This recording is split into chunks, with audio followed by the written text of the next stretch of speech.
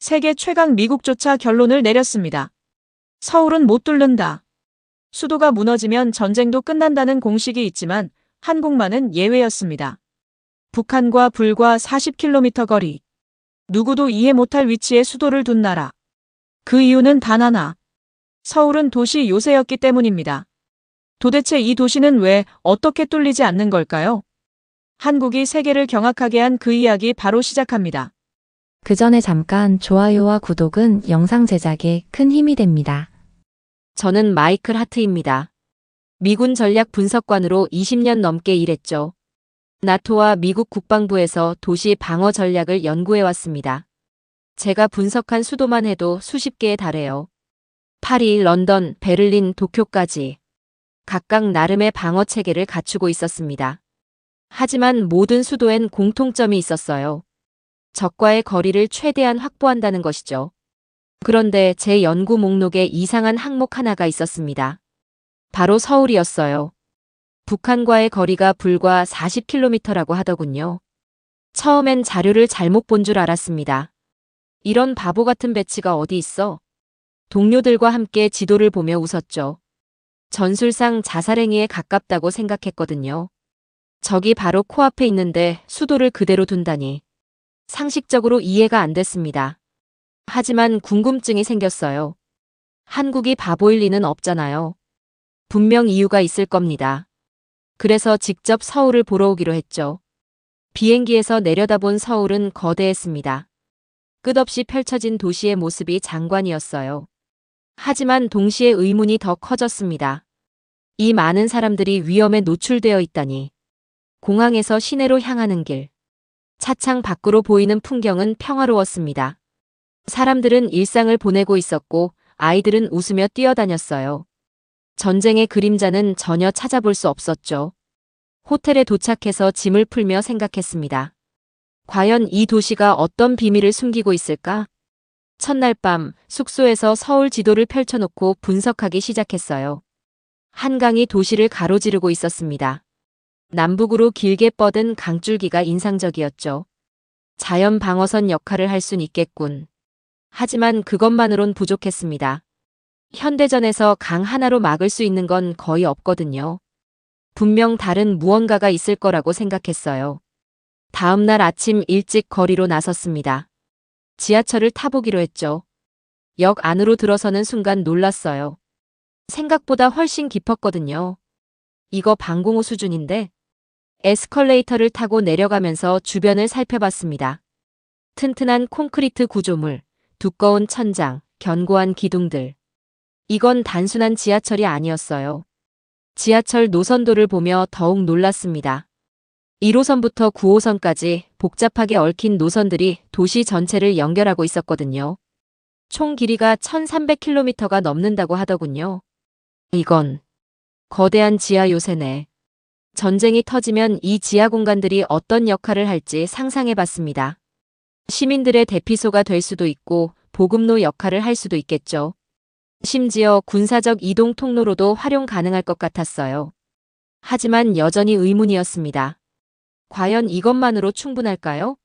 적이 공격해오면 어떻게 막을 건가요? 그때까지만 해도 서울을 우습게 보고 있었습니다. 겉으로만 그럴듯해 보이는 허울 좋은 도시겠지. 그런 생각이었어요. 하지만 며칠 뒤 제가 직접 목격하게 될 일들이 모든 선입견을 바꿔놓을 줄은 몰랐습니다. 서울은 제가 상상했던 것과는 완전히 다른 도시였거든요. 서울에 온 지 사흘째 되던 날, 본격적인 현장 조사를 시작했습니다. 먼저 도심 한복판으로 향했어요. 강남과 종로 일대를 둘러보기로 했죠. 지상으로 올라와서 본 풍경은 충격 그 자체였습니다. 수백 동의 고층 건물들이 빽빽하게 들어차 있었거든요. 40층, 50층짜리 건물들이 끝없이 늘어서 있었어요. 이건 완전히 콘크리트 정글이네. 건물 사이사이로 난 좁은 길들을 보며 한숨이 나왔습니다. 전쟁이 나면 이 모든 게 함정이 될 수 있거든요. 시민들이 갇혀서 빠져나올 길이 없을지도 모르죠. 미군 교범에 따르면 도시 전투는 최악의 시나리오입니다. 적과 아군을 구분하기 어렵고 민간인 피해도 막대하죠. 특히 이렇게 밀집된 도시라면 더욱 심각해요. 여기서 전투가 벌어지면 지옥이 될 거야. 높은 건물에 올라가서 아래를 내려다봤습니다. 사람들이 개미처럼 움직이고 있었어요. 출근길 러시아워였죠. 지하철역으로 쏟아져 들어가는 인파를 보니 답답했습니다. 저 사람들이 모두 위험에 노출되어 있구나. 그날 오후엔 지하로 다시 내려갔습니다. 지하철 네트워크를 더 자세히 살펴보기로 했거든요. 2호선을 타고 한 바퀴 돌아봤어요. 순환선이더군요. 도시 전체를 고리처럼 연결하고 있었습니다. 하지만 문제가 있었어요. 너무 복잡했거든요. 이런 미로 같은 구조에서 대피가 가능할까? 환승역들을 둘러보며 더욱 걱정이 커졌습니다. 강남역, 잠실역, 홍대 입구역. 어마어마한 규모였어요. 하지만 동시에 혼란스럽기도 했죠. 전쟁 상황에서 이 복잡한 구조가 오히려 독이 될 수도 있어. 지하 깊숙한 곳까지 내려가 봤습니다. 3층, 4층 지하까지 파여 있는 곳들도 있었어요. 놀라운 건 그 깊이였습니다. 핵 공격에도 버틸 수 있겠는데? 하지만 곧 다른 문제를 발견했어요. 출입구가 너무 많았거든요. 한 역에 10여 개의 출구가 있는 경우도 있었죠. 적이 침투하기도 쉽겠네. 지상으로 올라와서 한강을 보러 갔습니다. 서울의 중심부를 가로지르는 큰 강이었어요. 폭이 상당했죠. 자연 방어선으로는 나쁘지 않아. 하지만 다리가 문제였습니다. 한강을 가로지르는 다리가 20개도 넘더군요. 마포대교, 한강대교, 동작대교까지. 곳곳에 다리가 놓여 있었어요.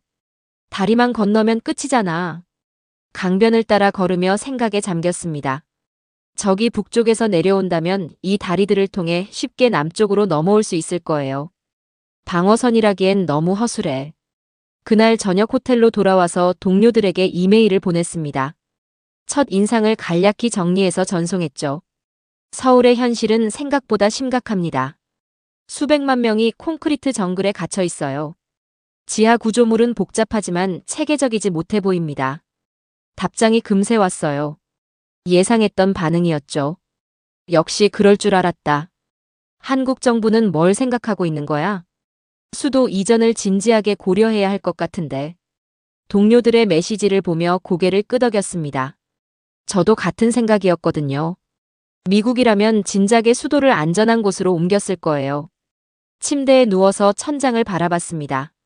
창밖으로는 서울의 야경이 보였어요. 불빛들이 아름답게 반짝이고 있었죠. 참 아이러니하네. 평화로워 보이는 이 도시가 사실은 화약고 위에 서 있다니. 언제든 폭발할 수 있는 위험한 곳이었어요. 다음 날부터는 좀 더 구체적인 조사를 해봐야겠다고 생각했습니다. 서울시 관계자들을 만나보기로 했어요. 그들이 이 위험한 상황을 어떻게 생각하고 있는지 궁금했거든요. 하지만 그때까지만 해도 몰랐습니다. 제가 본 것들이 빙산의 일각에 불과했다는 사실을요. 서울에는 겉으로 드러나지 않는 훨씬 큰 비밀이 숨어 있었거든요. 다음 날 아침 일찍 서울시청을 방문했습니다. 재난안전대책본부 관계자와 만나기로 약속이 되어 있었거든요. 김성호 과장이라는 분이었어요. 안녕하세요, 하트 박사님. 멀리서 오셨네요. 김 과장은 예상보다 차분했습니다. 위기감이 전혀 느껴지지 않더군요. 오히려 자신감이 넘쳐 보였어요. 회의실에 앉아서 질문을 던졌습니다. 서울의 방어 계획이 궁금합니다. 북한과 이렇게 가까운 거리에 수도를 두는 게 안전한가요? 김 과장이 미소를 지으며 답했어요. 저희는 수도를 옮길 생각이 없습니다. 여기가 전선이자 최후의 보루니까요. 이상했습니다. 위험성을 모르는 건 아닌 것 같은데 태도가 너무 여유로웠어요. 그럼 구체적인 대비책이 있다는 말씀인가요? 물론입니다. 한번 보여드릴까요? 김 과장이 저를 지하로 안내했습니다. 시청 건물 지하에 거대한 공간이 있었어요. 통제실 같은 곳이었죠. 이곳이 서울시 종합상황실입니다. 벽면 가득 모니터들이 설치되어 있었어요. CCTV 화면들이 실시간으로 도시 곳곳을 보여주고 있었죠. 지하철, 도로, 한강까지. 서울 전체가 한눈에 들어왔습니다. 놀랍군요. 이 정도 규모일 줄은 몰랐어요. 이건 시작에 불과합니다. 김 과장이 다른 문을 열었어요. 그 너머로 더 큰 공간이 나타났습니다. 지하 벙커였어요. 유사시 시민들이 대피할 수 있는 공간입니다. 전국에 이런 시설이 수만 개 있어요. 벙커 내부를 둘러봤습니다. 생각보다 쾌적했어요. 환기 시설도 잘 되어 있고 비상용품도 충분히 비치되어 있었죠.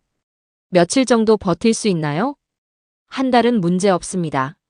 물과 식량, 의료용품까지 모두 준비되어 있어요. 놀라웠습니다. 겉으로는 평범한 도시 같았는데 속은 완전히 달랐거든요. 지하철역도 비슷한 기능을 하나요? 맞습니다. 지하철역 대부분이 방공시설 기능을 겸하고 있어요. 유사시 대피소로 활용할 수 있죠. 그제야 이해가 되기 시작했어요. 제가 본 복잡한 지하 구조물들이 우연이 아니었던 거죠. 오후에는 한강 유역을 다시 찾았습니다. 이번엔 김 과장이 함께했어요. 강변에 도착하니 이상한 구조물들이 보였습니다. 저건 뭔가요? 수문입니다. 필요시 물길을 통제할 수 있어요. 자세히 보니 강 곳곳에 숨은 시설들이 설치되어 있었어요. 평상시엔 눈에 띄지 않지만 실제론 정교한 시스템이었죠. 적이 강을 건너려 할 때 방해할 수 있겠군요. 그뿐만 아닙니다.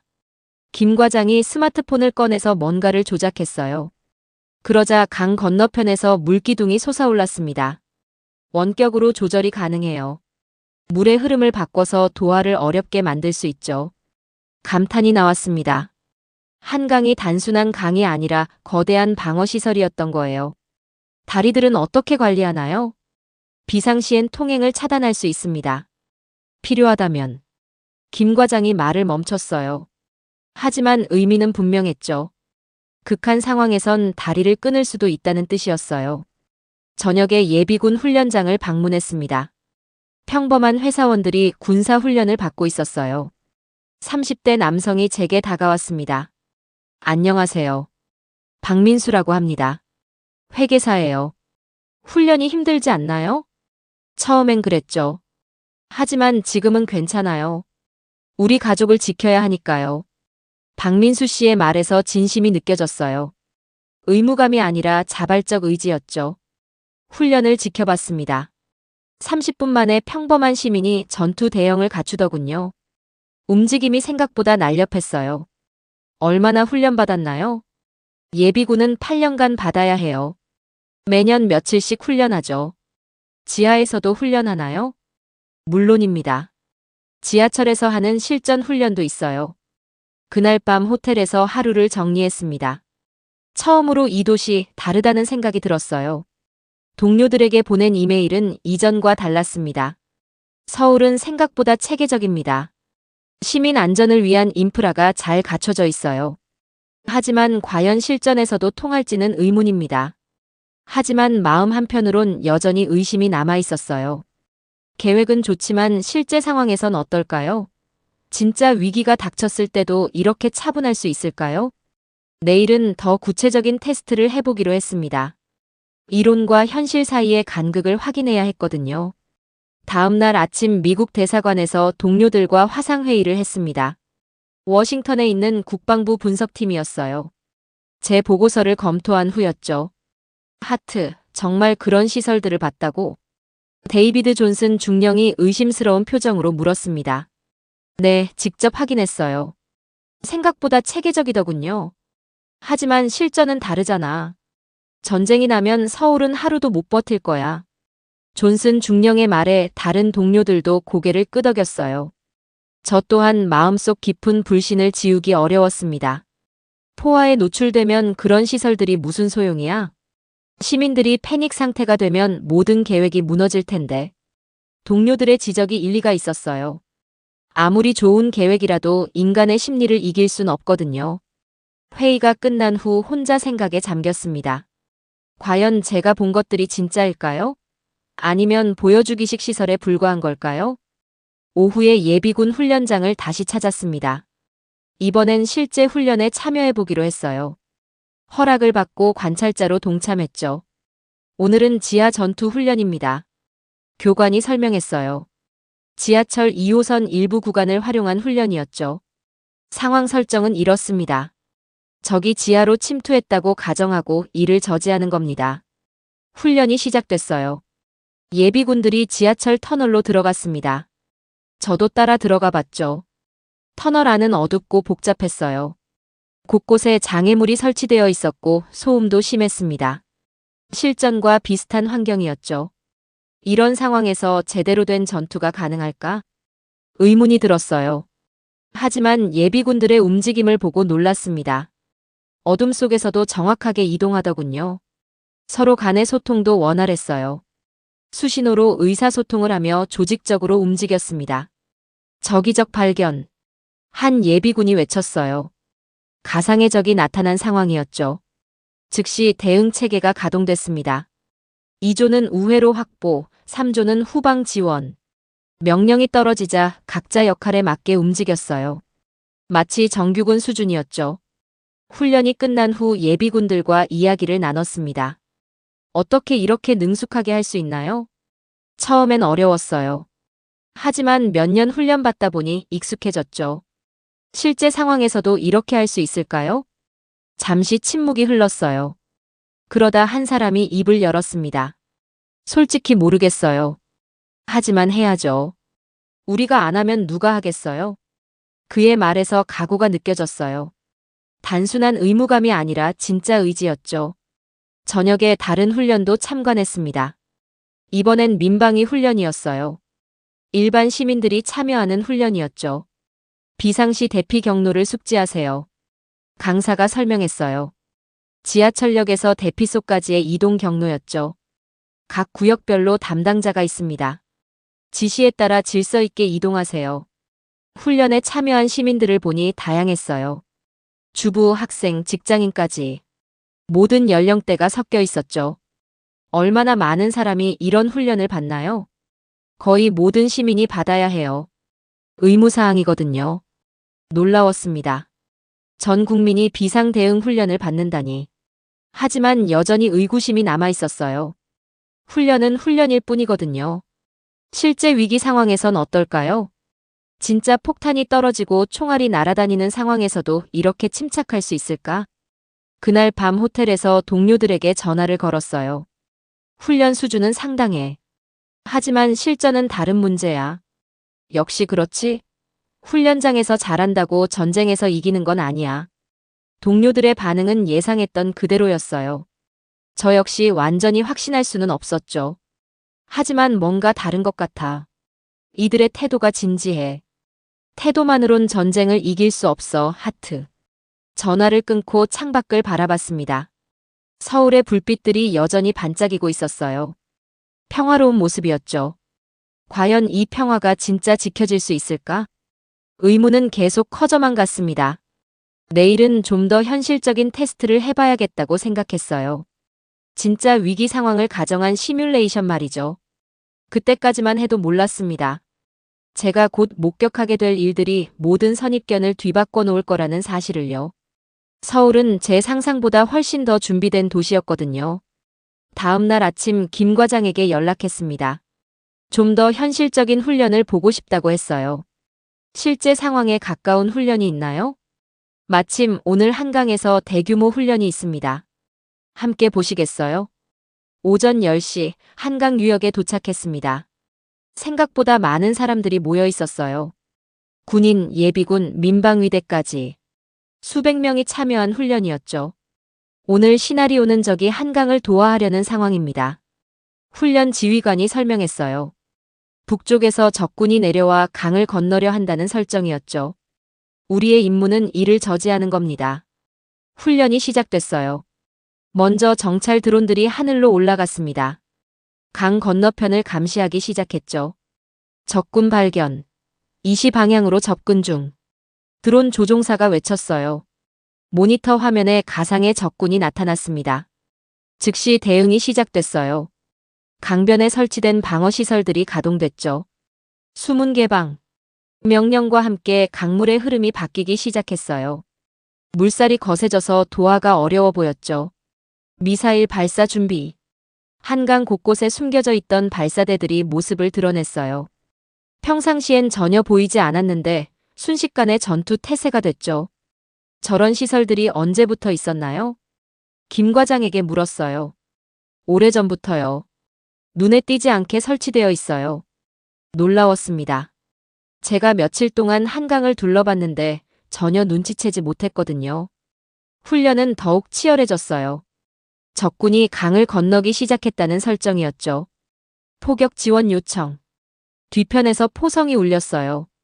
물론 실탄이 아니라 모의탄이었지만 소음은 실전과 비슷했죠. 그때 놀라운 일이 벌어졌어요. 강변에 있던 시민들이 갑자기 움직이기 시작한 거예요. 저들은 뭘 하는 건가요? 민간 지원팀입니다. 유사시 군과 협력하게 되어 있어요. 시민들이 각자 역할을 맡아 움직였어요.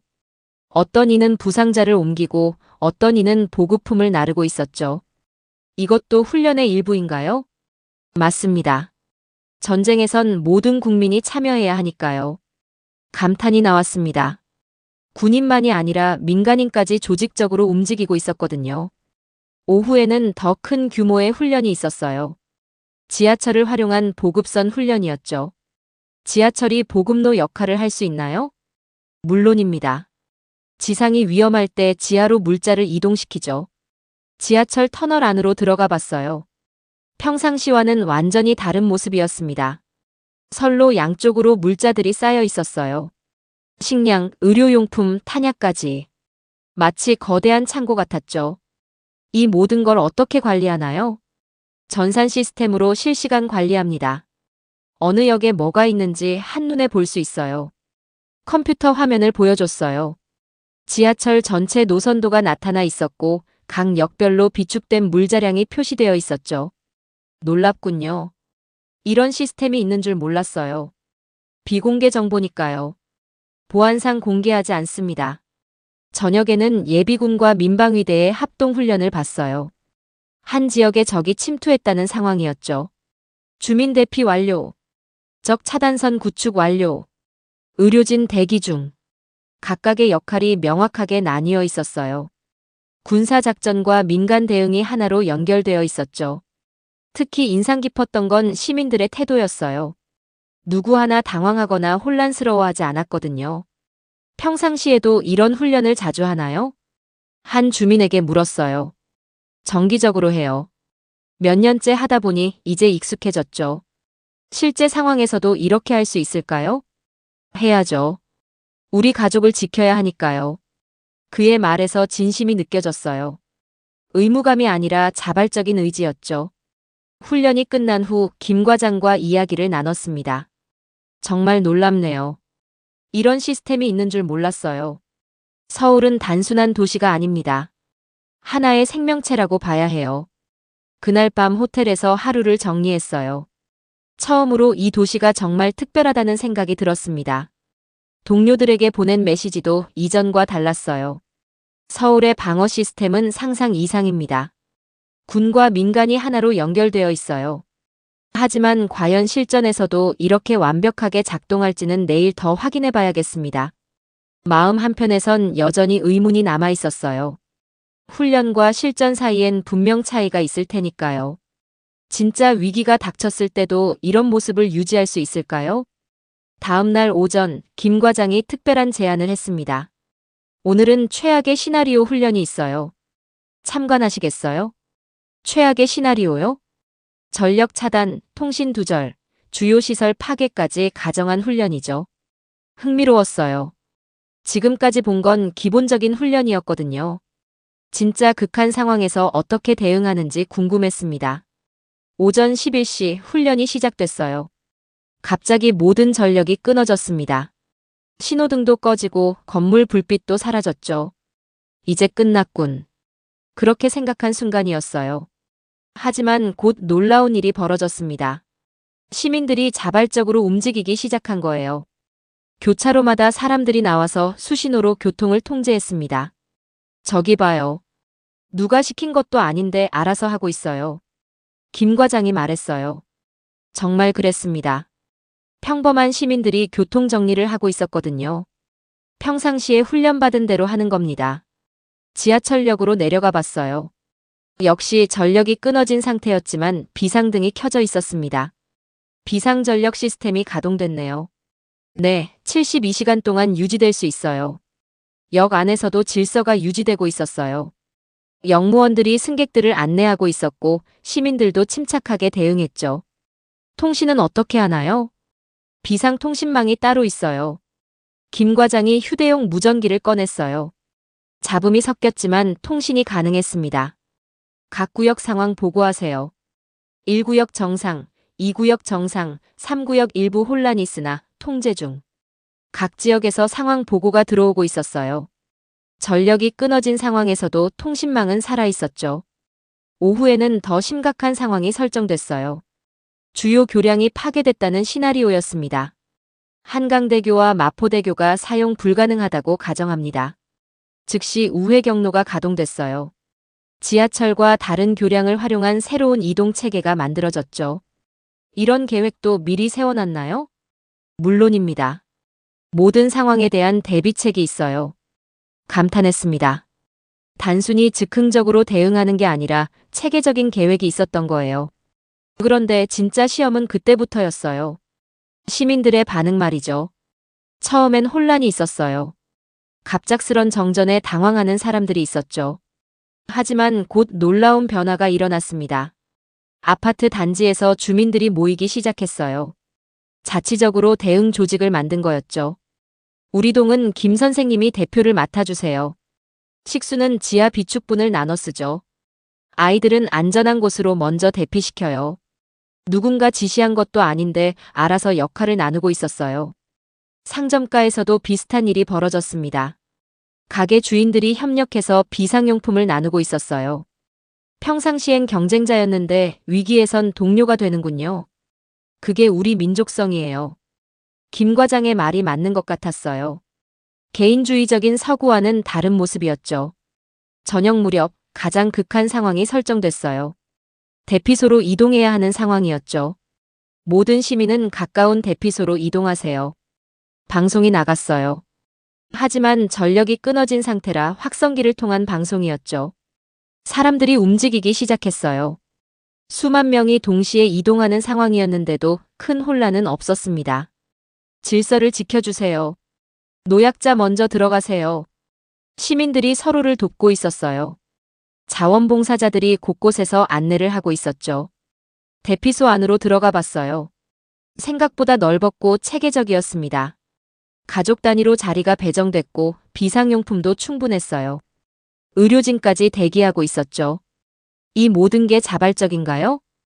한 자원봉사자에게 물었어요. 처음엔 의무였지만 지금은 자연스러워요. 우리 모두의 일이니까요. 그의 말에서 진심이 느껴졌어요. 강요된 게 아니라 스스로 선택한 일이었죠. 가장 인상적이었던 건 아이를 등에 업은 젊은 부부였어요. 예비 군복을 입고 방어 임무를 맡고 있었죠. 아이가 있는데 위험하지 않나요? 아이 때문에 더 열심히 해야죠. 이 아이가 살 세상을 지켜야 하니까요. 그 순간 깨달았어요. 이건 더 이상 도시가 아니었습니다. 하나의 유기체 살아있는 요새였어요. 훈련이 끝나고 결과를 정리하는 자리에 참석했습니다. 오늘 훈련 결과는 어떤가요? 성공적이었습니다. 목표했던 90% 이상 달성했어요. 놀라웠어요. 이렇게 극한 상황에서도 계획대로 진행될 수 있다니. 시민들의 협조도가 인상적이었어요. 훈련이 아니라 실전이었다면 더 잘했을 거예요. 김 과장의 말이 허풍처럼 들리지 않았어요. 오늘 본 것들이 너무 인상적이었거든요. 그날 밤 호텔에서 모든 걸 정리해봤어요. 처음으로 확신이 들기 시작했습니다. 서울은 정말 특별한 도시였어요. 훈련이 끝난 다음 날 미군 태평양 사령부에서 평가단이 도착했습니다. 저와 함께 서울의 방어력을 평가하러 온 거였어요. 하트, 정말 내가 보고한 게 맞나? 제임스 워커 준장이 의심스러운 표정으로 물었습니다. 직접 보시면 알 거예요. 며칠간 평가단과 함께 서울 곳곳을 둘러봤어요. 지하시설, 방어체계, 시민훈련까지. 제가 경험했던 모든 것들을 보여줬죠. 처음엔 회의적이던 평가단도 점점 놀라기 시작했어요. 이런 지하 네트워크는 처음 봐. 시민들의 조직력이 상당하네. 방어시설의 은밀성도 인상적이야. 마지막 날 종합평가 회의가 열렸습니다. 미군 측 결론을 듣는 자리였어요. 워커 준장이 입을 열었습니다. 평가 결과를 발표하겠습니다. 회의실이 조용해졌어요. 모든 사람이 집중하고 있었죠. 서울은 공격하기 매우 어려운 도시입니다. 첫 마디부터 놀라웠어요. 예상과 다른 평가였거든요. 이유를 설명드리겠습니다. 첫째, 지형적 우위. 한강이라는 자연 방어선과 고층 건물들로 이뤄진 복잡한 도시 구조가 공격자에게 불리합니다. 계속해서 설명이 이어졌어요. 둘째, 지하 요새화. 1300km에 달하는 지하철망과 연결된 대피시설들이 완벽한 방어망을 형성하고 있습니다. 셋째, 시민 조직력. 전 국민이 방어 체계에 편입되어 있어 군과 민간의 경계가 없습니다. 워커 준장이 잠시 멈추고 물을 마셨어요. 그리고 결정적인 말을 했습니다. 결론적으로 서울은 단 3일만 버티면 전세를 뒤집을 수 있는 도시입니다. 회의실이 술렁였어요. 3일이면 충분하다는 평가였거든요. 3일의 근거가 뭔가요? 김 과장이 질문했어요. 공격 측면에서 보면 서울을 완전히 점령하려면 최소 한 달은 걸릴 겁니다. 하지만 그동안 한미연합군의 지원이 도착하죠. 즉, 뚫는 것보다 포기하는 게 더 빠른 도시라는 뜻입니다. 놀라운 평가였어요. 제가 처음 생각한 전술적 자살행위가 실은 가장 치밀한 생존 전략이었던 거죠. 구체적으로 어떤 점이 그렇게 만드나요? 도시 전투의 특성상 공격자가 압도적으로 불리합니다. 특히 서울 같은 고밀도 도시에선 더욱 그렇죠. 워커 준장이 지도를 펼쳐놓고 설명했어요. 공격군이 건물 하나하나를 점령하려면 엄청난 시간과 인력이 필요합니다. 하지만 방어군은 지하로 이동해서 게릴라전을 펼칠 수 있죠. 게다가 시민들까지 저항한다면 공격은 사실상 불가능해집니다. 다른 평가관도 동의했어요. 베트남 전쟁에서 우리가 겪은 일이 서울에서 더 극대화될 겁니다. 도시 전체가 요새이자 함정인 셈이죠. 회의가 끝난 후 워커 준장과 개별 면담을 했어요. 하트, 내 보고서가 맞았어. 서울은 정말 특별한 도시야. 처음엔 저도 믿지 못했어요. 한국식 안보 개념이 이런 거구나. 수도를 옮기는 대신 수도 자체를 요새로 만든 거지. 그의 말이 전곡을 찔렀어요. 서구식 사고로는 이해하기 어려운 발상이었죠.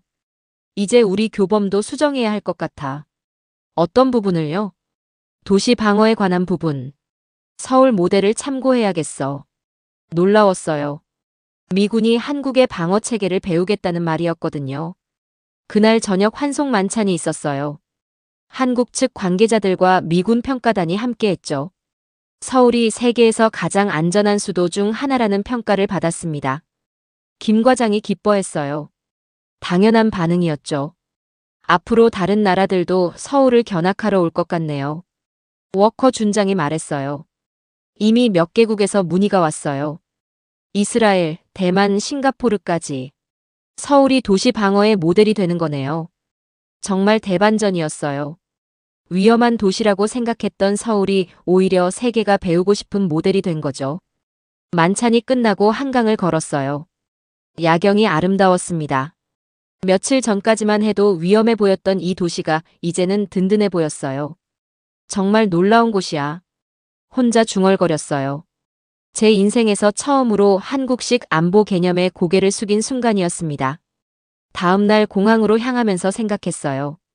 서울에서 배운 것들을 어떻게 전달할까요? 단순히 무기나 벙커의 문제가 아니야. 시민의식과 시스템의 조화, 그게 진짜 방어력이구나. 비행기 창문으로 내려다본 서울은 여전히 거대했어요. 하지만 이제는 다르게 보였습니다. 무력한 도시가 아니라 강력한 요새로 말이죠. 워싱턴으로 돌아가는 길에 보고서를 정리했어요. 제목은 이렇게 정했습니다. 서울 모델 21세기 도시 방어의 새로운 패러다임. 이제 전 세계가 서울을 주목할 때가 온 것 같았어요. 워싱턴으로 돌아온 지 한 달 후 펜타곤에서 대규모 브리핑이 열렸습니다. 서울 방어력 평가 결과를 발표하는 자리였어요. 회의실엔 국방부 고위 관계자들이 모여 있었습니다. 합참의장부터 각 군 참모총장까지. 평소보다 많은 사람들이 참석했어요. 하트 박사 발표해 주세요. 국방장관이 말했어요. 저는 준비한 자료를 펼치고 시작했습니다. 서울의 방어력은 단지 무기나 벙커의 문제가 아닙니다. 첫 마디부터 주목을 끌었어요. 예상과 다른 시작이었거든요. 핵심은 시민의식, 준비된 시스템, 그리고 기술과 전통의 조화입니다. 화면에 서울 지하철 지도가 나타났어요. 1300km의 지하망이 단순한 교통수단이 아닙니다. 거대한 지하 요새죠. 참석자들이 놀라는 표정을 지었어요. 더 중요한 건 시민들의 태도입니다. 전 국민이 방어 체계에 편입되어 있어요. 서울에서 찍은 영상들을 보여줬어요. 예비군 훈련, 민방위 훈련, 시민들의 자발적 참여까지. 이것이 진정한 집단 방어력입니다. 회의실이 조용해졌어요. 모든 사람이 집중하고 있었죠. 결론적으로 서울은 공격보다 방어가 압도적으로 유리한 구조입니다. 국방장관이 질문했어요. 우리도 이런 시스템을 만들 수 있을까요? 쉽지 않을 겁니다. 이건 하루아침에 만들어진 게 아니거든요. 어떤 의미인가요? 한국의 특수한 역사와 문화가 만든 결과물입니다. 분단 상황에서 70년간 쌓아온 경험이죠. 브리핑이 끝난 후 여러 기관에서 문의가 쏟아졌어요. CIA에서는 정보 수집 방법을, 육군에서는 도시 전투 교리를, 국토안보부에서는 시민 대응 체계를 묻더군요. 서울 모델을 연구해야겠어. 한국과 공동 연구를 제안해보자. 우리 도시들도 이런 시스템이 필요해. 반응이 뜨거웠어요. 하지만 동시에 우려의 목소리도 있었습니다. 너무 군사화된 사회 아닌가? 시민들에게 부담이 클 것 같은데. 합리적인 지적이었어요. 서울 모델이 모든 나라에 적용될 순 없을 테니까요. 몇 주 후 놀라운 소식이 들렸어요. 이스라엘에서 서울 견학단을 보내겠다는 거였죠. 텔아비브도 비슷한 상황이니까 관심이 많을 거야. 곧이어 대만, 싱가포르, 핀란드에서도 연락이 왔어요. 모두 안보 위협에 노출된 나라들이었죠. 서울이 세계적인 벤치마킹 대상이 되고 있어. 한국 정부도 적극적으로 나섰어요. 도시 방어 전문가 양성 프로그램을 만들고 국제 세미나도 개최했죠. 저도 여러 차례 강연 요청을 받았어요. 나토 본부, 일본 방위성, 호주 국방부까지. 서울에서 배운 것들을 전하는 일이 주업이 됐죠. 21세기 도시 방어의 핵심은 무엇인가요? 가장 많이 받는 질문이었어요. 시민과 군이 하나가 되는 것입니다. 서울이 그 완벽한 사례죠. 유럽의 한 도시 계획가가 인상적인 말을 했어요. 서울은 도시가 아니라 거대한 생명체네요. 맞는 말이었어요. 서울은 각 부분이 유기적으로 연결된 하나의 시스템이었거든요. 1년이 지나자 변화가 시작됐어요. 여러 나라에서 서울을 참고한 정책들이 나오기 시작했죠. 싱가포르는 지하 대피시설을 확충했고 이스라엘은 시민 방어 훈련을 강화했어요. 대만은 아예 서울 모델 연구센터를 만들더군요. 한국의 소프트 파워가 이런 분야까지 확장되고 있어. 동료가 말했어요. K-팝, K-드라마에 이어 K-방어까지 관심을 받는 거였죠. 하지만 가장 큰 변화는 인식의 전환이었어요. 도시 방어에 대한 패러다임이 바뀐 거죠. 수동적 방어에서 능동적 방어로, 시설 중심에서 시민 중심으로, 개별 대응에서 통합 대응으로. 서울이 보여준 새로운 개념들이 전 세계로 퍼져나갔어요. 2년 후 유엔에서 도시 회복력 관련 회의가 열렸어요. 서울이 모범 사례로 발표됐죠. 시민이 함께 싸우는 도시는 결코 무너지지 않습니다. 한국 대표의 발언이 인상 깊었어요. 서울은 단순한 수도가 아닙니다. 국민 전체의 의지가 구현된 공간이죠. 회의 후 여러 나라 대표들과 이야기를 나눴어요. 정말 놀라운 도시예요. 우리도 배우고 싶어요. 어떻게 시민들을 설득했나요? 특별한 비결이 있나요? 다들 진지하게 묻더군요. 서울에 대한 관심이 정말 컸어요. 그날 밤 호텔에서 지난 3년을 돌아봤어요. 처음 서울에 갔을 때와 지금 제 생각은 완전히 달라졌습니다. 위험한 도시라고 생각했는데 이제는 확실히 말할 수 있어요. 서울은 세계에서 가장 안전한 수도 중 하나입니다. 무엇보다 중요한 건 그 중심에 한국 국민이 있다는 사실이에요. 제가 본 서울은 단 한 사람이 아닌 모두가 지키는 요새였습니다. 이것이 진정한 한국의 저력이구나. 마지막으로 동료들에게 이메일을 보냈어요. 서울에서 배운 교훈을 잊지 맙시다. 진짜 방어력은 첨단 무기가 아니라 시민의 의지에서 나온다는 것을 이제 확신합니다. 서울은 단순한 수도가 아닙니다. 세계가 가장 두려워하는 함락 불가능한 전장이에요. 그리고 그 비밀은 바로 한국 국민에게 있습니다. 이제 확실히 말할 수 있습니다. 서울은 단순한 수도가 아닙니다. 세계가 가장 두려워하는 함락 불가능한 전장입니다. 그리고 그 중심엔 한국 국민이 있습니다. 제가 본 서울은 단 한 사람이 아닌 모두가 지키는 요새였습니다. 이것이 진정한 한국의 저력입니다. 오늘 사연이 즐거우셨다면 댓글로 응원의 메시지 남겨주세요. 구독과 좋아요는 영상 제작에 큰 힘이 됩니다. 긴 영상 시청해주셔서 감사합니다. 지금까지 감동 티타임 장민영이었습니다.